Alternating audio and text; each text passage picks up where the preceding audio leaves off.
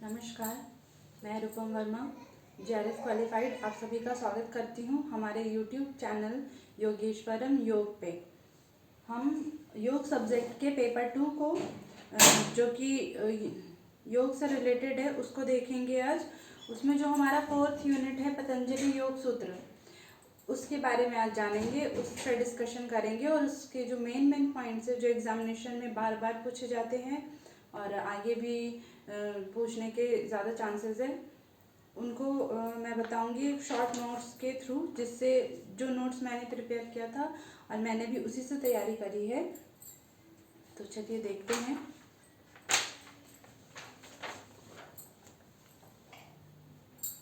हम पढ़ने जा रहे हैं पतंजलि योग सूत्र। जितने भी योग के स्टूडेंट हैं उन सब ने पढ़ा होगा और सुना होगा इसके बारे में। तो सबसे पहले डिस्कशन करते हैं कि पतंजलि योग सूत्र में जो चैप्टर्स हैं, चैप्टर्स इनको क्या कहा जाता है? पाद। कितने हैं ये? 4 पाद हैं। पहला पाद जो है उसमें कितने सूत्र हैं? 51। ठीक है, ये भी पूछा जाता है। दूसरे में है 55, तीसरे पद में है 55 और चौथे में है 34। टोटल कितने हो गए?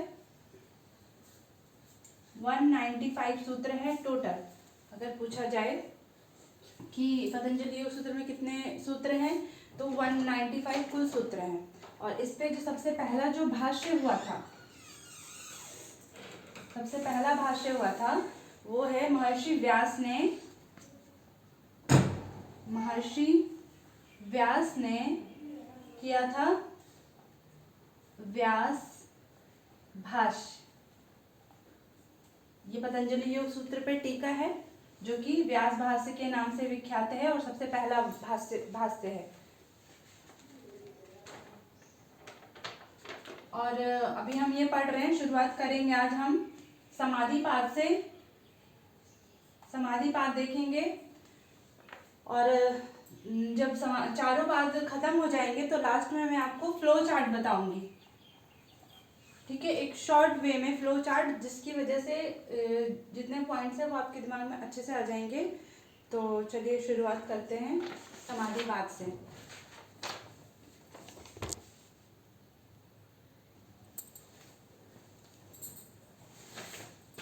मैं आपको बिल्कुल सिलेबस के अकॉर्डिंग पढ़ाऊंगी। ठीक है, सिलेबस में जैसे सबसे पहले आप देख सकते हैं कि समाधि पाद में ये मैंने कुछ ज़्यादा ही कलरफुल कर रखा है क्योंकि मैंने इससे प्रिपरेशन करी थी। योग का अर्थ, स्वरूप, चित्त की अवधारणा, चित्त भूमियाँ, चित्त वृत्तियाँ, अभ्यास और वैराग्य रूपी संसाधनों द्वारा चित्त वृत्ति निरोध के उपाय, भव प्रत्यय और उपाय प्रत्यय की अवधारणा, साधन पंचक, चित्त विक्षेप या योग अंतराय, एक तत्व अभ्यास, चित्त प्रसादन, समाधि के प्रकार और स्वरूप, अध्यात्म प्रसाद और ऋतंभरा प्रज्ञा, संप्रज्ञात असंप्रज्ञात, सबीज और निर्बीज समाधि, समापत्ति और समाधि के मध्य अंतर, ईश्वर की अवधारणा और ईश्वर के गुण, ईश्वर प्रणिधान की प्रक्रिया। ठीक है, इतना है हमारा पहले पाद में। तो इसमें से पूरा तो नहीं, 2 पार्ट में मैं प्रथम पाद को डिवाइड करूंगी। आज जो वीडियो बना रही हूँ वो हम आधा देखेंगे, कोशिश करूंगी एक तत्व के अभ्यास तक करने के लिए। ठीक है, तो सबसे पहले जो महर्षि व्यास ने व्यास भाष्य पतंजलि योग सूत्र पे जो व्यास भाष्य किया था, उन्होंने योग शब्द का जो अर्थ है वो बताया था। युज समाधौ। सांख्य योग के अनुसार हम देखते हैं कि योग के और भी मतलब है। ज्ञान योग के अनुसार, सांख्य योग के अनुसार कौन कौन सा है? युजिर योगे और युज संयमने। ठीक है, योग का ये अर्थ है, लेकिन व्यास भाष्य के अनुसार हम युज समाधौ इसको लेकर के चलते हैं। ठीक है, तो अब इसका मतलब देखते हैं।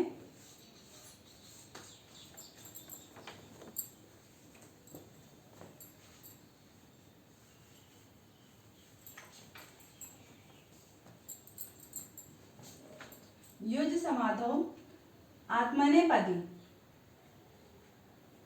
आत्मनेपदी द्विवादी गणीय धातु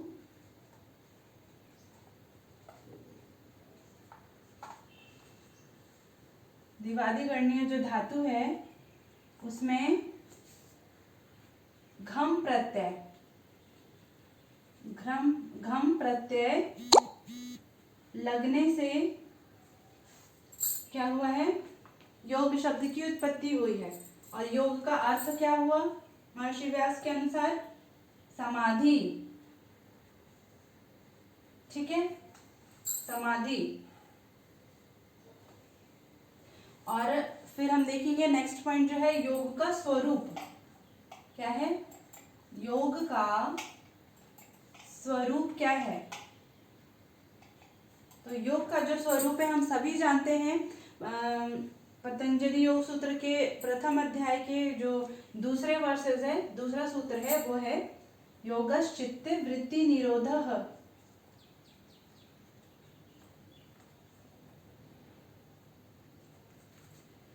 योगश्चित्त वृत्ति निरोधः। ठीक है, कि सभी चित्त वृत्तियों का निरोध ही योग है, यही इसका स्वरूप है। फिर आगे देखेंगे चित्त, चित्त क्या है।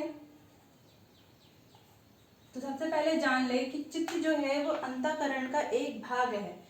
अंतःकरण में क्या क्या चीजें शामिल होती है वो भी देख लीजिए। अंतःकरण में है मन प्लस बुद्धि प्लस अहंकार प्लस चित्त। इन चारों को क्या कहते हैं, अंतःकरण। ठीक है, अंतःकरण। तो इसमें हम इन तीनों को नहीं, चित्त के बारे में महर्षि पतंजलि ने व्याख्या करी है। तो चित्त कैसा है, चित्त क्या है, चित्त का स्वरूप क्या है वो देखेंगे। चित्त तो सबसे पहले सत्व प्लस रज प्लस तम, इन तीनों से मिलकर के बना है।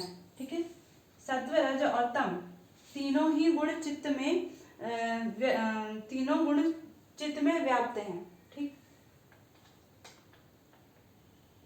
और चित्त क्या है, हमारे अंदर जितने भी संस्कार है, संस्कार और स्मृति। स्मृति, स्मृति का क्या है, संग्रह।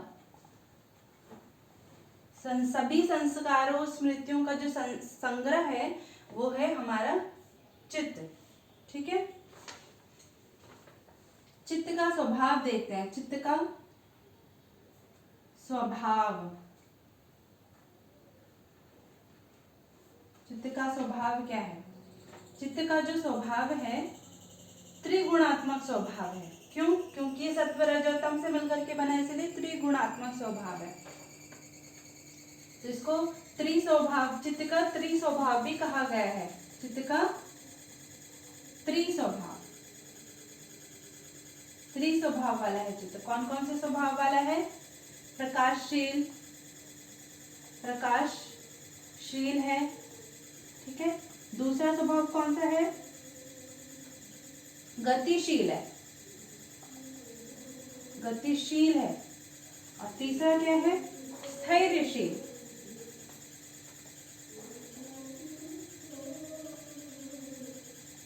स्थैर्यशील है। ठीक है, प्रकाशशील सत्व गुण के कारण, गतिशील रज के कारण और स्थैर्यशील तम के कारण है। ये देख लिया। अब चित्त का जो है त्रिस्वरूप है, त्रिस्वरूप। त्रिस्वरूप कौन कौन सा है, पहला है प्रख्या, दूसरा है प्रवृत्ति और तीसरा है स्थिति। ठीक है, ये भी प्रख्या सत्व के कारण, प्रवृत्ति रज के कारण, और स्थिति जो है वो तम के कारण। ये तीनों स्वरूप है चित्त का। जब चित्त में सत्व गुण की अधिकता होती है तो क्या होता है, प्रख्या जागृत होती है, यानी कि ज्ञान, हम बहुत ज्ञानी हो जाते हैं, मतलब सब कुछ हमें पता है, वैसी स्थिति आ जाती है। प्रवृत्ति यानी कि किसी कार्य में अपने आप को प्रवीण करना, लगाना, ये रजगुण के कारण, जब रज की अधिकता होती है हमारे चित्त में तो प्रवृत्ति का स्वरूप उत्पन्न होता है। और स्थिति, जब तम की अधिकता होती है तो स्थिति। ठीक है, इसके बाद है हमें पढ़ना है आगे चित्त भूमियां। क्या पढ़ना है, चित्त भूमियां। आप देखेंगे चित्त भूमियां का उल्लेख जो है पतंजलि योग सूत्र में नहीं है, तो कहाँ है फिर, ये कहाँ से आया है टॉपिक, तो ये आया है व्यास भाष्य से। व्यास भाष्य, जो महर्षि व्यास ने भाष्य किया पतंजलि योग सूत्र पे, उसका पहले अध्याय का पहले ही सूत्र में उन्होंने बताया है चित्त भूमियां कितनी है, 5 है। पहला है क्षिप्त, दूसरा है मूढ़, तीसरा है विक्षिप्त,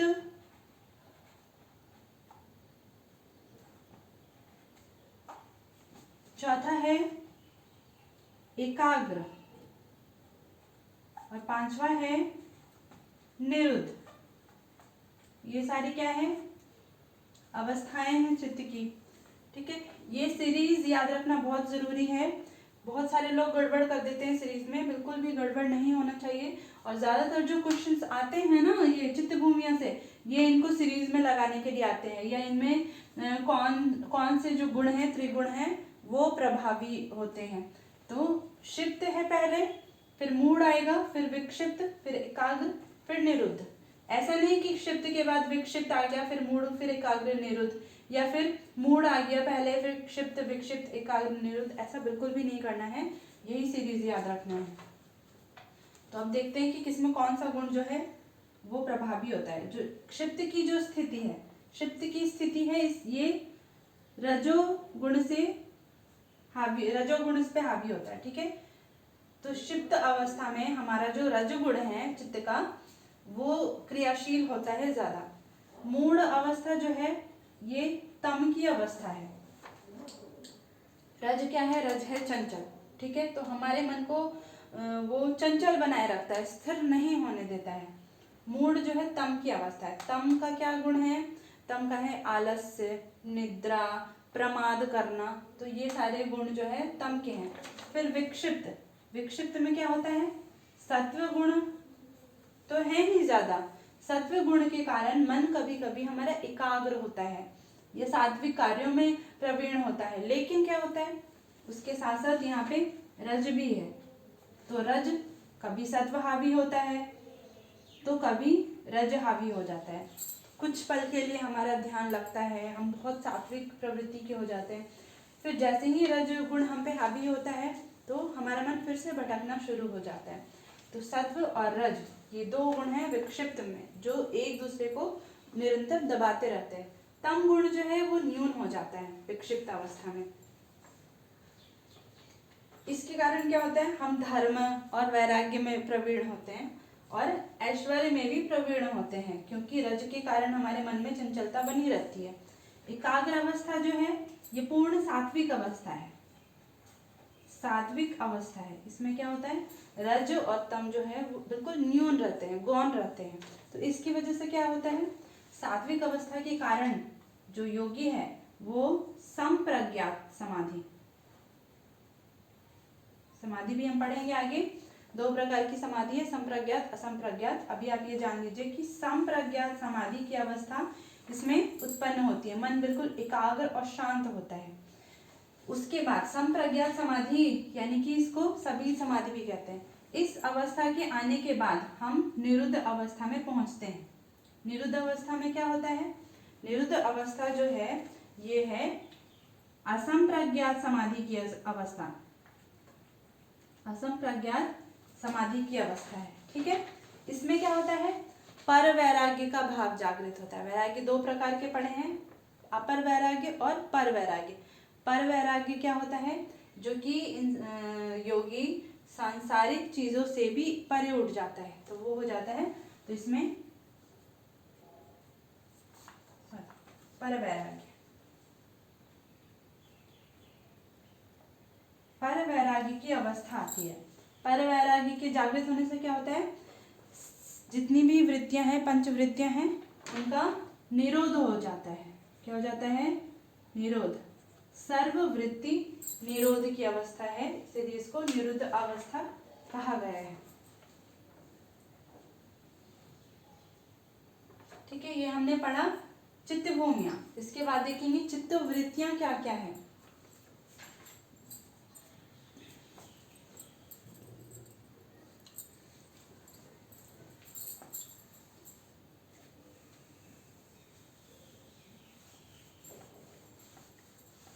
चित्त वृत्तियां तो हम सभी जानते हैं, 5 वृत्तियां हैं।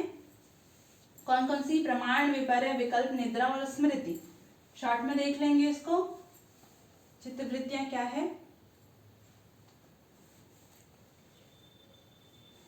जितनी भी वृत्तियां हैं, 5 वृत्तियां हैं, ये क्लिष्ट भी होती है और अक्लिष्ट भी होती है।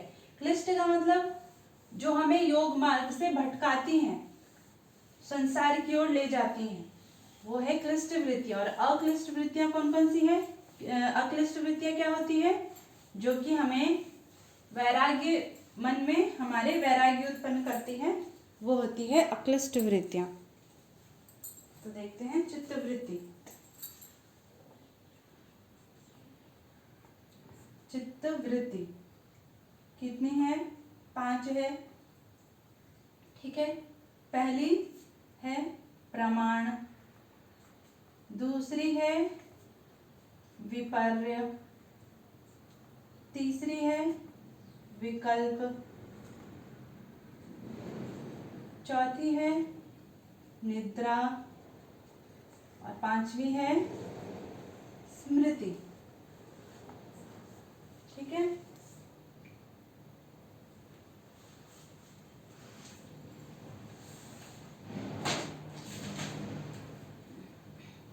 इसमें जो प्रमाण वृत्ति है ये 3 बताई गई है। कौन कौन सी?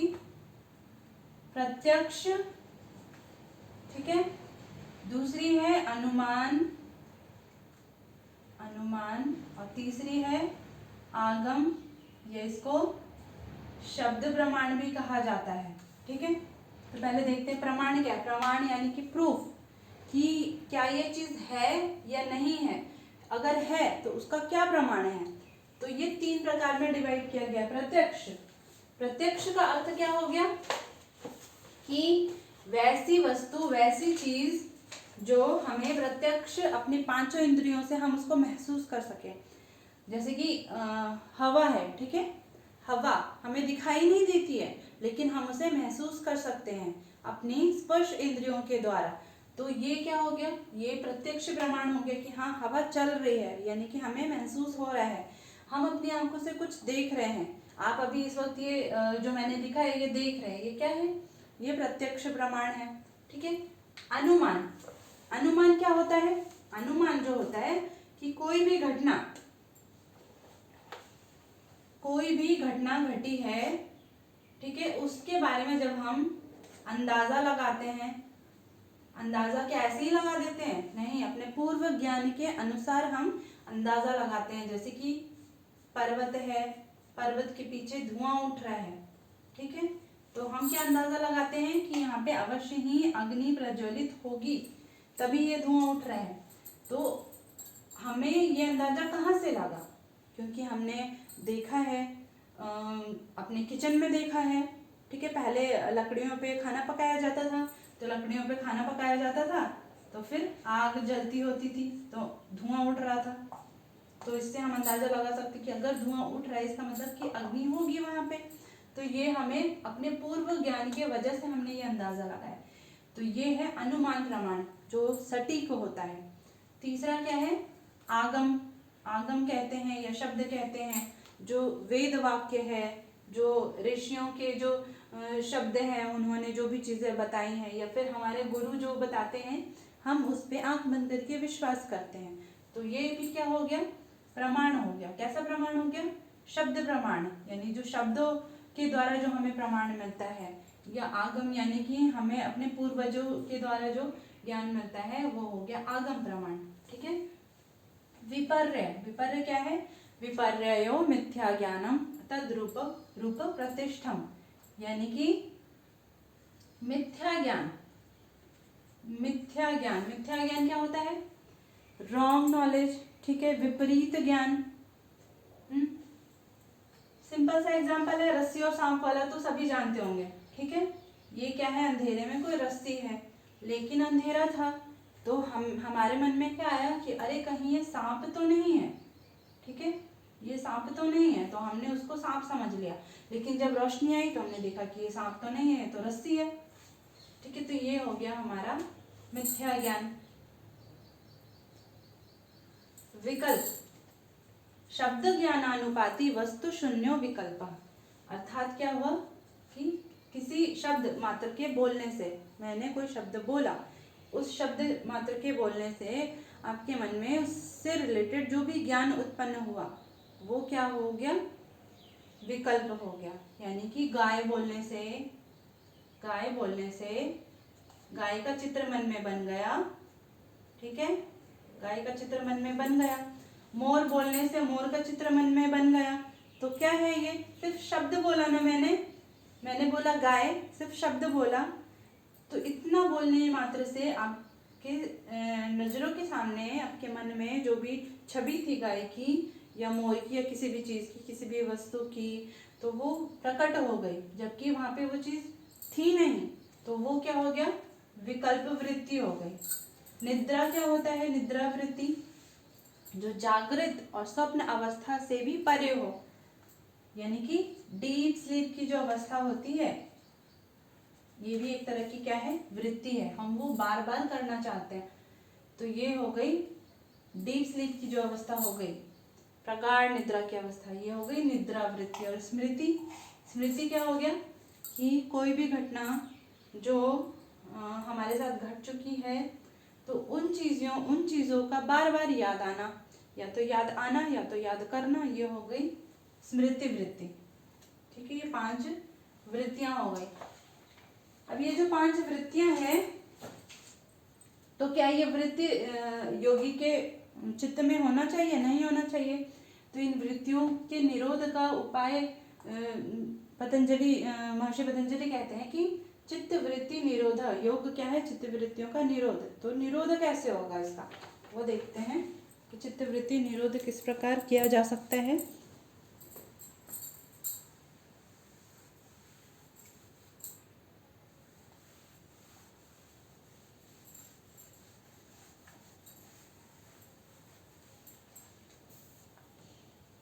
चित्तवृत्ति निरोध के बारे में महर्षि पतंजलि कहते हैं, उपाय कह सकते हैं, हमारे जो सिलेबस में जो पॉइंट्स दे रखा है वो चित्तवृत्ति निरोध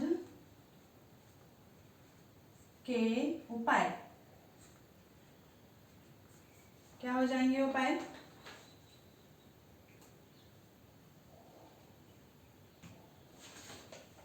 दो उपाय बताए हैं उन्होंने।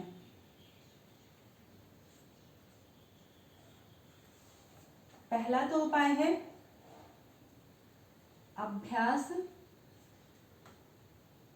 प्लस वैराग्य, और दूसरा क्या है, ईश्वर प्रणिधान।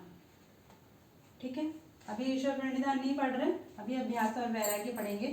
तो कहते हैं कि अभ्यास वैराग्याभ्याम तन निरोध, किसका, तन निरोध यानी कि चित्त वृत्तियों का निरोध अभ्यास और वैराग्य के द्वारा किया जा सकता है। सतु दीर्घ काल निरंतर सत्कार से भी तो दृढ़ भूमि, क्या होता है अभ्यास, कि किसी भी कार्य को अगर हम सत्कार यानी कि अपने मन लगाकर, सत्कार से भी तो यानी कि पूरे मन से, इच्छा से अगर हम उसको बार बार करें निरंतर, तो क्या हो जाता है, वो दृढ़ हो जाता है, वो दृढ़ हो जाता है, उसको अभ्यास कहते हैं। वैराग्य क्या है, वैराग्य के 2 पार्ट बताए हैं महर्षि पतंजलि ने, अपर और पर। हम सभी जानते हैं अपर और पर वैरागी बताया महर्षि पतंजलि ने। अपर क्या होता है? अपर वैरागी वो स्थिति होती है जब हमें सांसारिक विषयों से जब वैराग्य हो जाता है तो वो होता है अपर वैराग्य। और पर वैराग्य क्या होता है? पर वैराग्य होता है कि जब जो तन मात्रा है, पंच महाभूत है, जिससे हमारा शरीर बना है, जिससे ये प्रकृति बनी है, तो जब तन मात्राओं और सत्व, रज, तम, ये जो सारे जो गुण हैं, इनमें भी जब वैराग्य उत्पन्न हो जाए तो वो कैसा होता है? पर वैराग्य होता है। यानी कि अभी हमारी सात्विक स्थिति है, कुछ पल के बाद राजसिक स्थिति हो जाती है और कुछ के बाद तामसिक हो जाती है, मतलब सारे गुण ऊपर नीचे होते रहते हैं। तो इन गुणों में भी वैराग्य का भाव होना पर वैराग्य है, ठीक है। लेकिन ये तो हमने महर्षि पतंजलि के अनुसार देखा वैराग्य। अब क्वेश्चंस आता है कि वैराग्य के कितने टाइप है, या फिर 4 दे देगा वैराग्य, उनको सीरियल में सजाना होगा। तो व्यास भाष्य के अनुसार, व्यास भाष्य के अनुसार जो है वैराग्य जो है वो है 4 प्रकार का, ठीक है। कौन कौन सा है अभी मैं बताती हूँ यहाँ पे।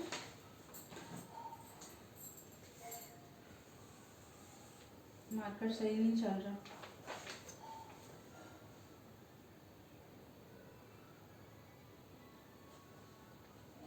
यतमान, ठीक है, पहला है यतमान। दूसरा है व्यतिरेक। तीसरा है एकेंद्रिय। और चौथा है वशीकार। ये 4 वैराग्य बताए हैं महर्षि वेद व्यास ने। इनको देखते हैं अभी हम कि ये क्या है चारों।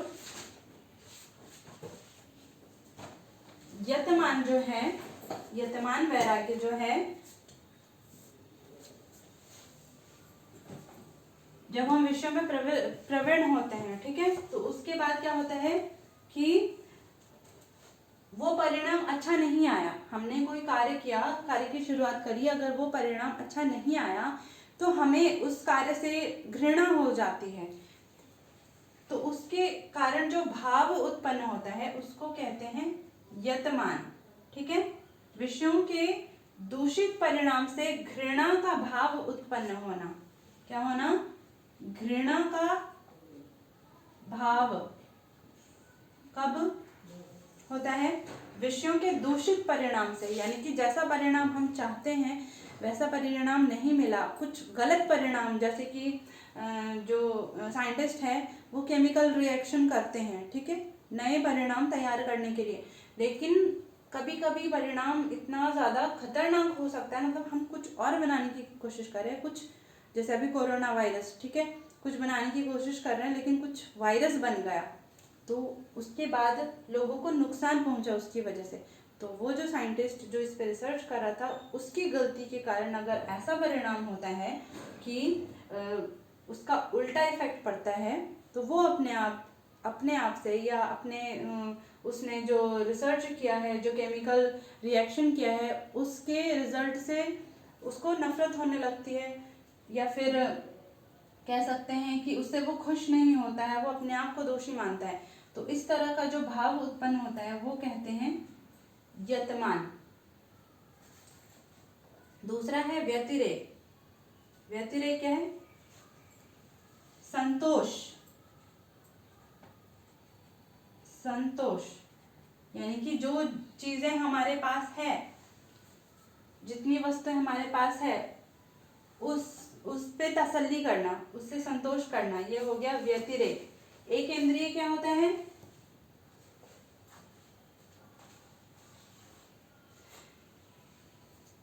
एक इंद्रिय होता है कि हमने जो चाहा वो हमें नहीं मिला, नहीं मिलने की वजह से क्या होता है, नहीं इंद्रिय शिथिलता की या भोगों के न मिलने की वजह से विषयों में जो उपरति आ जाती है, उपरति की अवस्था, यानी कि वो चीज फिर हमें दोबारा नहीं चाहिए, तो वैसी जो अवस्था आ जाती है वो होती है एक इंद्रिय।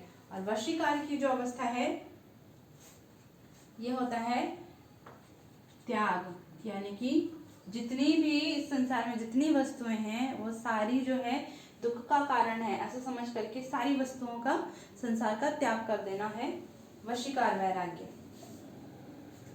यत माने का फिर से बता देती हूँ कि जो जो घृणा का भाव, जैसे साइंटिस्ट का एग्जांपल दिया था मैंने, अगर उससे कुछ गलत रिजल्ट आते हैं तो दोबारा वो उसके अंदर एक वैराग्य हो जाता है, वो अपने पोस्ट से या अपने व्यवसाय से खुश नहीं होता, उसको छोड़ देता है।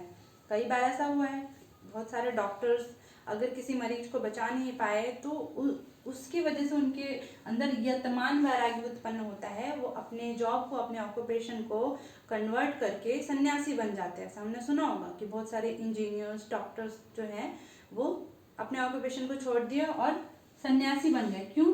क्योंकि यतमान वैराग्य का भाव उनके मन में प्रकट हो गया, इसलिए। ठीक है,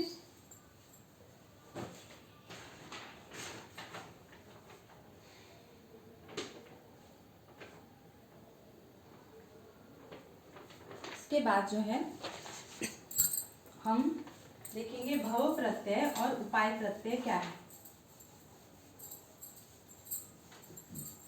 आई होप कि यहाँ तक सबको अच्छे से समझ में आ गया होगा। अगर नहीं समझ में आया होगा तो आप नीचे कमेंट बॉक्स में अपने क्वेश्चंस लिख करके भेज सकते हैं, मैं कोशिश करूंगी अगले वीडियो में उसको अच्छे से समझाने की।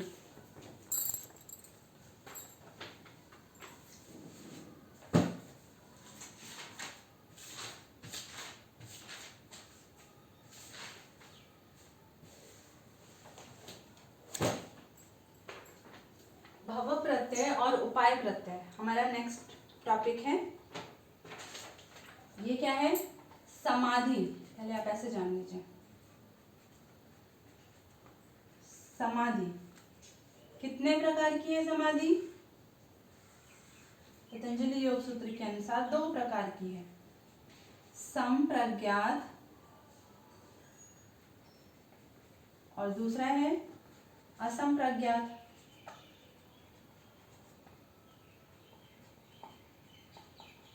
ठीक है, संप्रज्ञात और असंप्रज्ञात। तो जो असंप्रज्ञात जो समाधि है, असंप्रज्ञात समाधि है, इसके भी 2 पार्ट हैं। कौन कौन से हैं? जो मैंने अभी आपको बताया, भाव प्रत्यय और दूसरा है उपाय प्रत्यय। ठीक है, भाव प्रत्यय को हम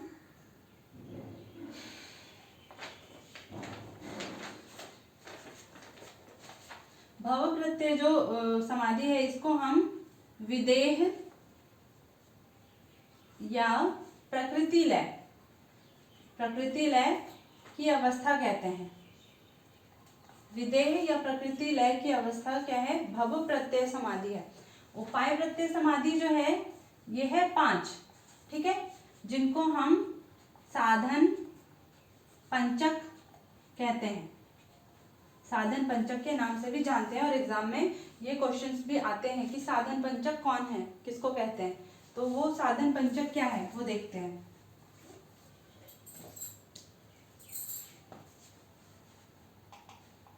साधन पंचक, पंचक के नाम से ही समझ में आ रहा है कि 5 है। कौन कौन से हैं? पहला है श्रद्धा, दूसरा है वीर्य, तीसरा है स्मृति,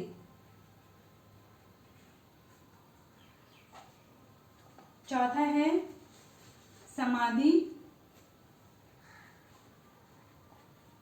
और 5वां है प्रज्ञा। ठीक है, अब इसे देखते हैं एक एक करके। श्रद्धा क्या है? श्रद्धा है कि किसी भी कार्य, जो भी कार्य हम कर रहे हैं उसमें आदर, रिस्पेक्ट का भाव होना चाहिए, श्रद्धा का भाव होना चाहिए, तभी हम वो काम को कर सकते हैं और वो उस काम में हम सफलता प्राप्त कर सकते हैं। अगर श्रद्धा नहीं हुई तो हम उस मार्ग में आगे ही नहीं बढ़ पाएंगे। श्रद्धा ना होने का मतलब है कि जबरदस्ती में या बेमन से वो काम करना। श्रद्धा अगर किसी कार्य में होती है तो उसके बाद आता है वीर, यानी कि उत्साह। ठीक है, उत्साह। श्रद्धा के होने के बाद हम उस काम में उत्साहित तो होते हैं, उत्साह। और अगर उत्साह रहा, अगर अच्छा उत्साह रहा तो उस कार्य से जो स्मृति बनती है वो अच्छी स्मृतियां उत्पन्न होती है। कैसी? अच्छी स्मृतियां उत्पन्न होती है। अगर हम किसी काम की शुरुआत करते हैं, मान लीजिए योग इंस्टीट्यूट ही खोल रहे हैं, तो हमने बहुत श्रद्धा भाव से उस इंस्टीट्यूट को ओपन किया, उसका नाम रखा, पैम्पलेट्स बांटे, उसके बाद पैम्पलेट्स बांटा हमने बहुत उत्साह के साथ, वीर्य दिखाया उसमें, तो उसके अच्छे परिणाम आए तो हमारी स्मृति में वो चला गया वो परिणाम। ठीक है, अच्छे रिजल्ट्स आने के बाद हमारी स्मृति में चला गया। अब जो रिजल्ट्स आए उन रिजल्ट को देख करके ही तो हम आगे बढ़ेंगे। योग मार्ग में हमने आसन, प्राणायाम, प्रत्याहार, धारणा, ध्यान, समाधि जो भी क्रियाएं करी है उत्साह के साथ, उस क्रियाओं से जैसे हमें कोई रोग था वो रोग दूर हो गया, तो उससे हमारी स्मृति जो है वो अच्छी बनी, यानी कि अच्छे भाव प्रकट हुए। तब हम समाधि की ओर बढ़ेंगे। स्मृति के बाद हम समाधि की ओर बढ़ेंगे। ठीक है, और समाधि में संप्रज्ञात के बाद असंप्रज्ञात समाधि में पहुंचने के बाद जो होती है चिदंबरा प्रज्ञा। ठीक है, ज्ञान की प्राप्ति। तो इन पांचों को ही साधन पंचक कहा गया है, जो कि असंप्रज्ञात समाधि का दूसरा भाग है, उपाय प्रत्यय। उपाय प्रत्यय से ही जो हमें रितंबरा प्रज्ञा है वो वहां तक हम पहुंच पाते हैं।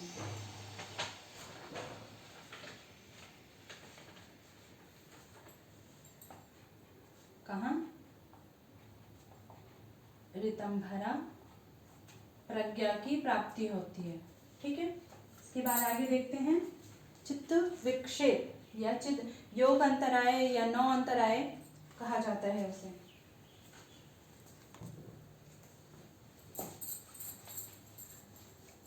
समाधि के बारे में आगे और थोड़ा डिटेल से डिस्कशन करेंगे। अभी मैं सिलेबस के टॉपिक से चल रही हूँ, पॉइंट से चल रही हूँ।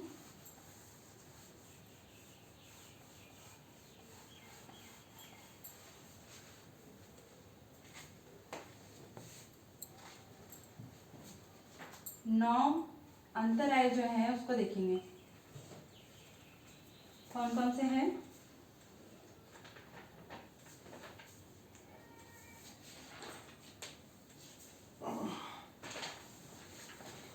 पहला है व्याधि। ठीक है, स्त्यान, संशय। चौथा है प्रमाद। पांचवा है आलस्य।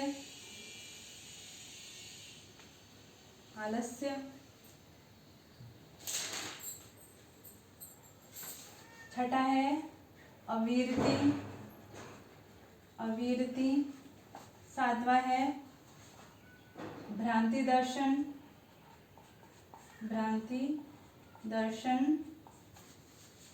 आठवां है अलब्ध भूमिकत्व।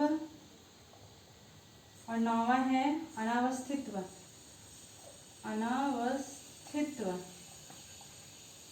क्या है ये?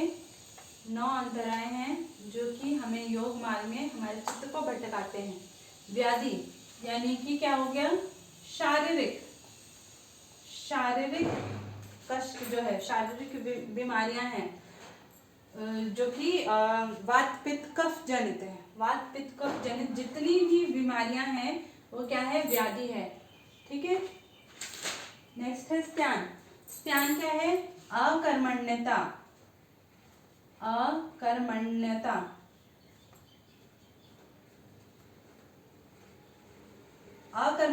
कुछ ना करने का जो भाव है वो है स्त्यान। संशय यानी कि डाउटफुल, शक कि ये होगा या नहीं होगा, ये है संशय। प्रमाद क्या है? विषयों में प्रवृत्ति, इंद्रियों की व्यर्थ चेष्टा जो है वो हो गया हमारा प्रमाद। जैसे लापरवाही कहा गया है, लापरवाही या बेपरवाही ये हो गया प्रमाद। आलस्य यानी कि शरीर में भारीपन, भारीपन या नींद आना, मन ना लगना, आलस्य हो गया। ठीक है। अवीरति क्या हो गया कि वैराग्य का जो भाव है, वैराग्य के भाव का अभाव, वैराग्य ना होना। ठीक है, हम योग मार्ग पे चल तो रहे हैं लेकिन हम उसका पालन ही नहीं कर रहे, नियमों का पालन नहीं कर रहे, हमारे मन में वैराग्य ही नहीं आ रहा है, तो उसका अभाव है अवीरति। भ्रांति दर्शन, भ्रांति दर्शन है कि विपरीत ज्ञान, जो मैंने विपर्य मिथ्या ज्ञान समझाया था कि रस्सी को सांप को रस्सी समझ लेना, या फिर जैसे योग जो है वो नॉर्मल हमारे लिए नहीं है, साधु संतों के लिए है, गुफाओं में रह कर के किया जा सकता है। अगर हम योग कर रहे हैं तो हमें संसार को छोड़ना पड़ेगा, हमें साधु का भेष धारण करना पड़ेगा। तो ये जो गलत धारणाएं हैं, मिथ्या धारणाएं हैं, ये हो गया भ्रांति दर्शन। अलब्ध भूमिकत्व, अलब्ध भूमिकत्व यानी कि जो चित्त है हमारा वो एकाग्रता को प्राप्त नहीं हो पा रहा है, अनेकाग्र हो रहा है। अनेकाग्र, हम बार बार उसे एकाग्र करने की कोशिश कर रहे हैं लेकिन ध्यान कहीं और भटक रहा है, तो ये हो गया अलब्ध भूमिकत्व। ठीक है, एकाग्रता के भाव का उत्पन्न न होना। अनावस्थित यानी कि हमें समाधि तक तो हम पहुंच गए, समाधि तक तो पहुंच गए लेकिन हम उससे वापस भी आने का, उससे वापस भी हम आ सकते हैं, मतलब ये पक्का नहीं है, ये निर्बीज नहीं है, दग्ध बीज नहीं हुआ इसमें, ये सबीज है। यानी कि हम सांसारिक विषयों की ओर वापस भी चित्त जो है लौट सकता है, तो ये समाधि में अवस्थित ना होना अनावस्थित्व है।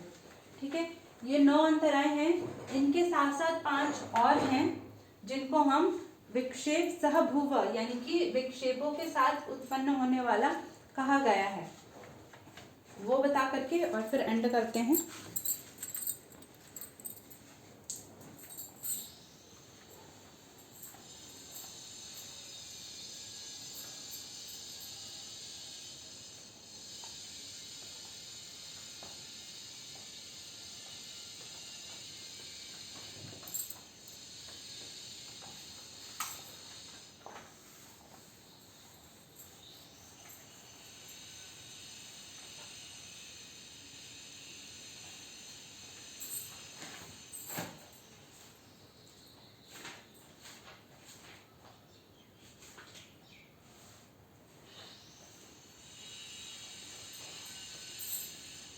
क्या है?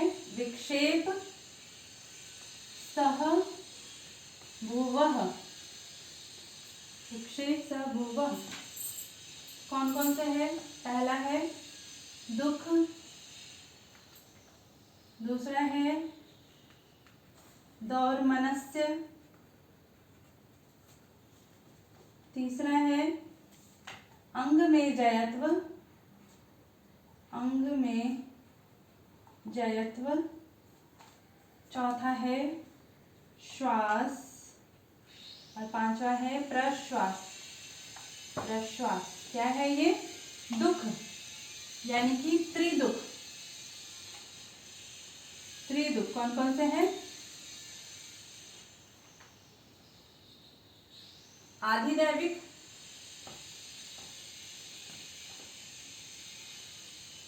आधिदैविक,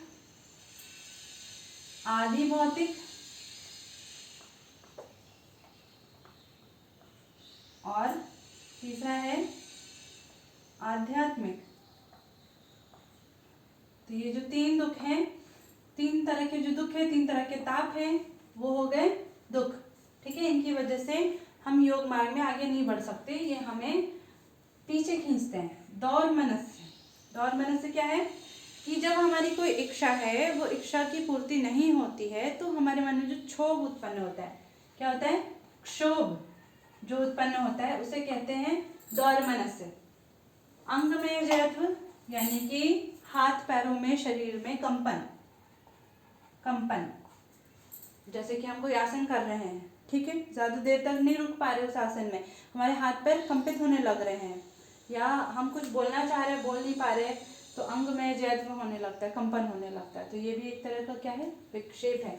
श्वास, श्वास यानी कि बाह्य कुंभक का बाह्य कुंभक न लग पाना, उसमें स्थित न रह पाना, बिना हमारी आज्ञा के श्वास का अंदर प्रवेश कर जाना, यह है श्वास रूपी विक्षेप। और प्रश्वास है श्वास का अपने आप ही बाहर निकल जाना, यानी कि अंतर कुंभक में स्थित न रह पाना, ठीक है, वो है प्रश्वास।